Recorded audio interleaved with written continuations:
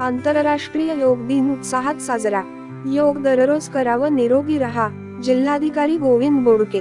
आंतरराष्ट्रीय योग दिनाच्या निमित्ताने जिल्हाधिकारी गोविंद बोडके यांनी शुभेच्छा देऊन योग एक दिवस न करता दररोज करावं, निरोगी रहा असा संदेश त्यांनी जिल्ह्यातील नागरिकांना दिला। जिल्हा क्रीडा अधिकारी कार्यालयामार्फत लॉयन्स क्लब ऑफ पालघरच्या सभागृहात योग दिनाचे आयोजन करण्यात आले होते। त्यावेळी जिल्हाधिकारी बोडके बोलत होते।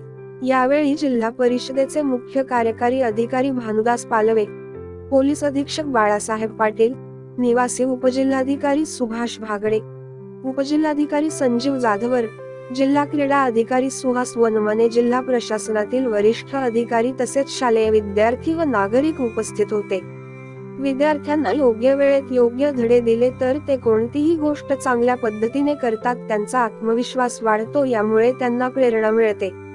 नेमकी ही बाब लक्षात घेता आंतरराष्ट्रीय योग दिनाचे औचित्य साधत जिल्ह्यातील साधारण 2.5 ते 3,000 पेक्षा अधिक शाळांमधील जवळपास 30,000 विद्यार्थ्यांनी योग दिनामध्ये उत्साहात सहभाग घेतला, असे जिल्हाधिकारी बोडके यांनी सांगितले।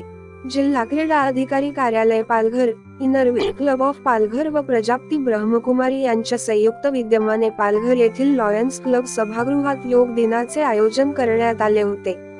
जिल्ह्यामधील शाळा, महाविद्यालय, विविध कंपन्या व विविध संघटनांमार्फत योग प्रात्यक्षिकांचे आयोजन करण्यात आले होते।